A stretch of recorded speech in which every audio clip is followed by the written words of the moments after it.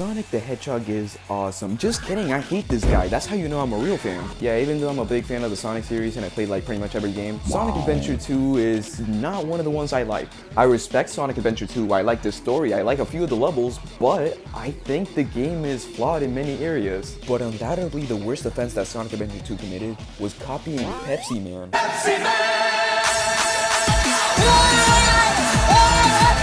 Nah, but for real, Sonic Adventure 2 has a lot of similarities to the PS1 Pepsi-Man game. So much so that you have to wonder if it's a coincidence or if Sonic Team was actually inspired by Pepsi-Man. We're gonna uncover the answers to all these questions in this video, but first we gotta go back to the year 1999. Welcome to the year 1999. It's a good time to be alive for sure. You go up to your TV, you turn it on, and you end up witnessing this masterpiece.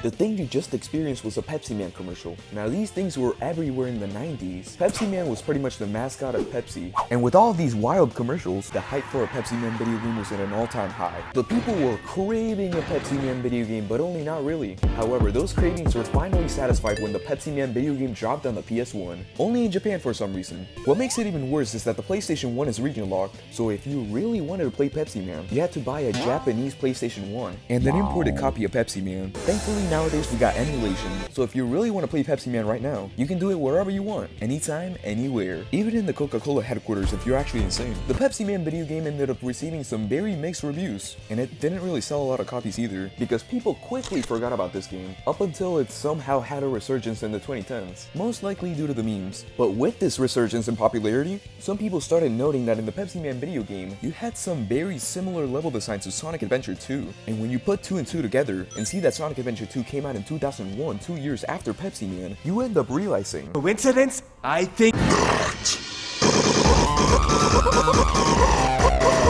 Alright, take this for a second. This right here is City Escape from Sonic Adventure 2, and this is Pepsi-Man sliding down the streets of San Francisco. Now look at this. Sonic is being chased by a truck. Now look over here. Pepsi-Man's being chased by a truck. And also a giant can of Pepsi if you give it.